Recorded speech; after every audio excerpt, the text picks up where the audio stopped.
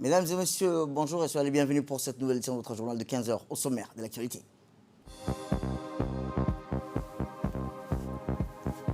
À la une dans l'actualité nationale, une équipe espagnole mène des fouilles archéologiques prometteuses à Dasbio.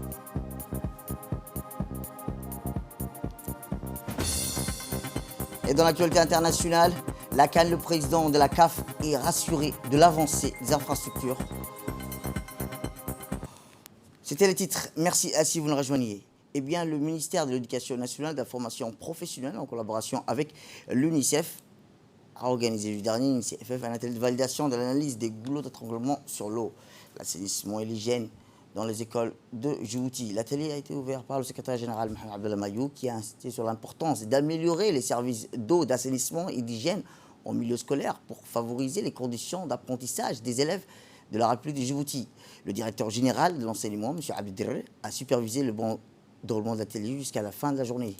Rappelons que l'objectif de cet atelier était de présenter un panel d'interlocuteurs composé des responsables, des directeurs d'établissements scolaires, associations des parents, d'élèves et des ONG et des partenaires techniques des résultats de l'analyse des goulots d'étranglement sur l'EEA en milieu scolaire que le bureau d'études éco-humaines a réalisé. Des travaux de groupe ont été réalisés avec les différentes parties prenantes de l'atelier afin de valider l'étude et d'apporter des recommandations. À la suite de ces recommandations, des axes stratégiques ont été identifiés serviront à alimenter une future stratégie nationale. Cette stratégie s'inscrira en cohérence avec le schéma directeur de l'éducation que le MENFOP est en train de finaliser et visera le renforcement des services de l'eau. Il s'agit de favoriser ou d'améliorer les services d'hygiène et d'assainissement dans les établissements. Concrètement, ça veut dire quoi? Il faut permettre aux petits d'avoir des toilettes qui fonctionnent, qui marchent dans tous les établissements de la République. Et aujourd'hui, on réfléchit à l'ensemble des moyens à mettre en place pour permettre à nos élèves de se sentir bien dans les écoles de la République. Un établissement scolaire qui n'a pas de toilette, c'est un établissement scolaire qui ne peut pas permettre à l'élève d'éduquer et d'apprendre. Améliorer les toilettes, faire en sorte que les élèves aient des bonnes toilettes, ça contribue à la réussite scolaire de l'élève.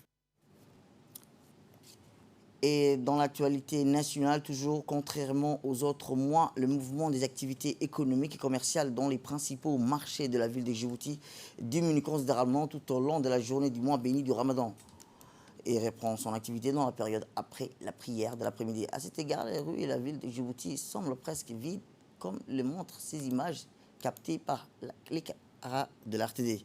Les restaurants ferment également leurs portes pendant la journée du Ramadan en application des directives émises par les autorités compétentes et par le respect pour les caractères sacrés du mois béni du Ramadan. De leur part, les ulama soulignent qu'il existe un ensemble d'éthiques et de morale qu'un musulman devrait avoir afin que son jeûne soit acceptable et obtienne ainsi l'approbation du Tout-Puissant. De ce point de vue, le musulman doit redoubler davantage d'efforts pendant le Ramadan pour profiter au maximum du mois sacré qui ne passe qu'une fois par an. Notons enfin qu'il y a une nuit, le mois béni, qui est meilleur que 1000 fois, soit le 83 années, 4 mois, à savoir le nuit du 10 Laylat al-Qadr. Et je vous le dis dans le titre, dans le cadre du réformement recherche de notre patrimoine archéologique, l'IRA, l'Institut de recherche archéologique, a noué des partenariats avec des partenaires. Après les Français, les Américains, une équipe espagnole d'archéologues mène des travaux et des fouilles dans le sud du pays, plus précisément, où l'équipe espagnole a décelé de nombreux sites d'intérêt pour l'archéologie d'Andogora Adikil. Eh bien, l'équipe espagnole dirigée par l'expert Alexandre González a mené une mission de fouille à Dasbio avec des résultats palpables. 3 tombes ont été trouvées, dont 2 appartenant à la période pré-islamique, probablement à la période de transition entre le monde ancien et le médiéval. Malgré les pillages de certains tombes, on livre des informations intéressantes aux archéologues avec la découverte des offrandes funéraires comprenant des fragments de 4 petites bouteilles de fumerie, verre, donc complet, bracelet, pierre rouge, poli avec un bracelet en fer, des vaisselles en céramique. Par ailleurs, l'équipe a mené des projections pour documenter deux autres sites avec la tombe de grande dimension entre Ali Adé et Holhol. Selon les experts, l'hypothèse est que le tumulus des dimensions extraordinaires, parfois de plus de 50 mètres de diamètre, était marqué par des territoires divers, un clan normandique qui vivait dans ces zones à 15 siècles. Ces partenariats entre Djibouti et l'Espagne va permettre de renforcer et de vulgariser le patrimoine archéologique de notre pays, dont la plus grande partie est concentrée à Gobad, région d'Ikil, mais des sites intéressants ont été découverts dans la région de Ali Sebio, notamment à Dasbio, Holhol et Loeta. Eh bien, l'archéologue espagnol Alfredo González a remercié le ministère de l'Enseignement supérieur et le CERD, ainsi que le directeur de l'IRA, pour avoir facilité et accordé à l'équipe d'experts espagnols qui mène des fouilles sur le nouveau site d'Asbio et les environs. Une autre équipe espagnole mène des fouilles sur le site d'Andogora, dans la région de Dikil. Ça avait été particulièrement intéressant parce que c'est une région qui était traversée des routes historiques pendant le Moyen-Âge et avant le Moyen-Âge, qui mettait en contact la région côtière de Ceuta, qui est une des villes les plus importantes du point de vue commercial depuis le Moyen-Âge, et l'intérieur de la Corne de l'Afrique. À la région d'Ali-Sabieh, on a trouvé plusieurs de ces sites de rencontres, ces sites funéraires qui sont aussi des sites de rencontres. Et une chose qui est très intéressante, c'est que ces sites sont assez différents d'autres sites qu'on connaît à la Corne de l'Afrique. Et on a commencé à fouiller au site de Dasbio. La raison pour commencer à fouiller à Dasbio, c'est parce que les monuments là, ils sont un peu mieux conservés qu'à d'autres endroits, parce que la plupart des monuments ont été saccagés pendant les dernières années. De 1980, les gens ils ont commencé à saccager ces sites. Mais à Dasbio, l'état de conservation, c'est assez bon. Et c'est un des seuls endroits où on peut trouver un de ces grands monuments de plus de 50 mètres qui est encore intact. Et alors, dans ces cas, dans ces monuments qu'on a fouillés et qui a été saccagés, on a trouvé plusieurs bouteilles en verre de parfums. C'est des parfums qui viennent sûrement d'Égypte ou de la Syrie.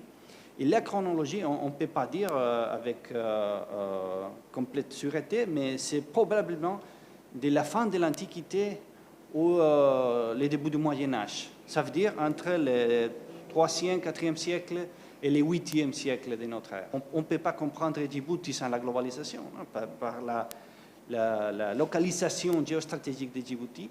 Et ça, c'est quelque chose de contemporain, mais c'est quelque chose qui c'était déjà très important il y a 1500 ans.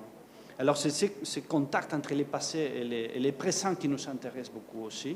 Et on l'étudie du point de vue de l'archéologie. On peut comprendre, on peut analyser ces contacts à partir des objets archéologiques, comme par exemple ces petites bouteilles de parfum qui nous parlent des connexions avec le Proche-Orient, avec le nord de l'Afrique, avec l'Inde. On a aussi trouvé un bracelet en pierre poli, qui c'est vraiment très beau et unique. Et on n'a pas de parallèles pour ça à la Corne de l'Afrique. Et c'est en fait un monde qui s'ouvre, qu'on commence à connaître maintenant. Eh bien, le docteur de l'IRA a multiplié sa coopération avec plusieurs partenaires, dont l'équipe espagnole qui mène des fouilles actuellement à Dasbio. L'année dernière, l'archéologie les pions ont un peu bougé. Je me souviens qu'il y a 10 ans, on prêchait dans le désert, personne ne nous écoutait. Puis, petit à petit, de fil en aiguille, on a reçu un soutien au plus haut niveau. Et c'est là que le clash s'est produit. Et visiblement, du jour au lendemain, tout le monde s'est intéressé à l'archéologie. Nous nous rencontrons aujourd'hui au sein du CERD, dans la future bibliothèque du dépôt de fouilles qui est déjà prêt, pour parler de l'arrivée, depuis l'année dernière, d'une nouvelle équipe, d'une équipe espagnole, dirigée par 2 directeurs de recherche, dont l'un dont une équipe travaille dans le sud, donc dans la région de l'Issabié, d'Asbio en particulier, et une autre dans le sud-ouest, à Andoga, le fameux site médiéval. Donc nous avons ici aujourd'hui avec nous M. Alfredo González, qui lui donc est responsable de l'équipe qui travaille actuellement à Dasbio et aux alentours. Les néolithiques avec les Français, les Espagnols, peut-être des Italiens, sur la période médiévale. Le fait de faire appel à d'autres équipes, autres que les équipes françaises qui travaillent à Djibouti depuis plusieurs décennies maintenant, s'inscrit dans la perspective d'un choix de l'Institut qui a voulu promouvoir la coopération régionale et internationale. Une chose est sûre, cet institut qui peine toujours à naître a urgemment besoin de nouer de nouveaux partenariats pour pouvoir grandir. L'archéologie ne peut pas se développer sans un dépôt de fouilles. Donc ce dépôt de fouilles, si l'archéologie aujourd'hui a une légitimité et a acquis ses lettres de noblesse, il n'y a plus de doute là-dessus. Comme je le disais tout à l'heure, il lui fallait ce dépôt de fouilles qui pourrait lui servir à la fois de lieu de rencontre, de lieu de dépôt et d'échange entre les différents archéologues. Et dans l'actualité internationale, attaque d'un train au Nigeria, plus de 160 personnes manquent toujours à l'appel. Une semaine après l'attaque d'un train dans le nord-ouest du Nigeria par des hommes armés, plus de 168 personnes manquent toujours à l'appel, indique dimanche soir la compagnie nationale ferroviaire, le Nigerian Railway Corporation. Au moins 8 personnes ont été tuées et un nombre indéterminé enlevé le 28 mars dernier lors d'une attaque d'hommes armés qui ont fait exploser une bombe sur la voie et ouvert le feu sur les trains reliant Abuja à la capitale Kaduna.